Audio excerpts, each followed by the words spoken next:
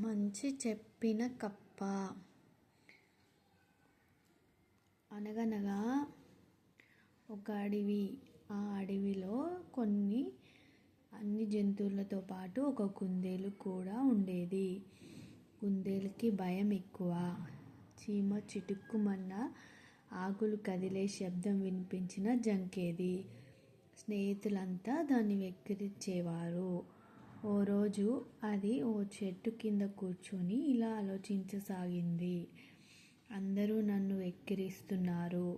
ఈ వెక్కిరింపుల నుండి బయటపడాలంటే ఒక్కటే మార్గం. ఇక నుండి నేను ఎవ్వరికీ భయపడకూడదు, ధైర్యంగా ఉండాలి అని నిర్ణయించుకుంది.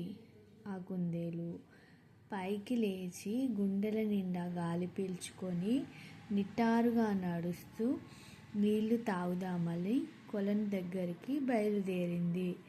కొలనులో దానికి చాలా కప్పలు కనిపించాయి. అది ఓ కప్ప దగ్గరికి వెళ్ళి, మిత్రమా, బాగున్నావా?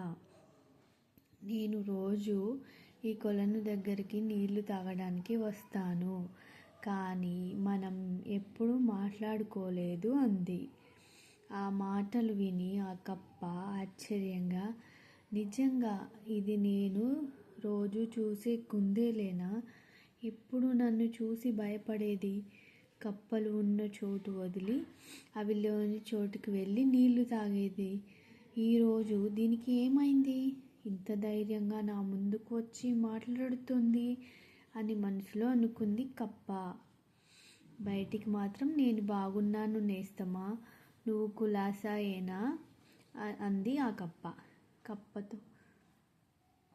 కప్పతో ధైర్యంగా మాట్లాడగలిగానని కుందేలు చాలా ఆనందపడింది. అలా అది మిగతా కప్పలతో కూడా స్నేహం చేసింది. అదే సమయంలో ఓ నక్క నీళ్లు తాగడానికి ఆ కొలను దగ్గరికి వచ్చింది. కప్పలన్నీ నీటిలోకి దూకాయి.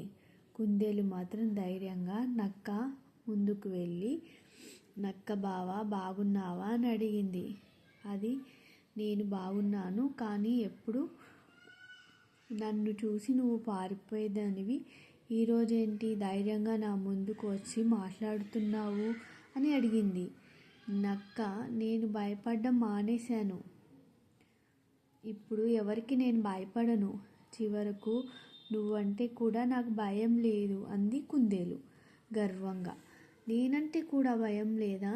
నీ పని చెప్తా చూడు అంటూ నక్క కుందేలు కొలనులోకి తోసేసి వెళ్ళిపోయింది. కప్పలన్నీ అతి కష్టం మీద కుందేలును నీటి బయటకి తీశాయి.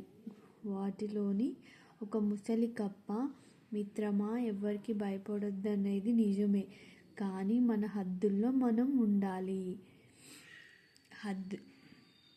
హద్దులు దాటామో ప్రమాదం అని హితవు పలికింది. నీతి: బలవంతులతో విరోధం కోరి తెచ్చుకోకూడదు.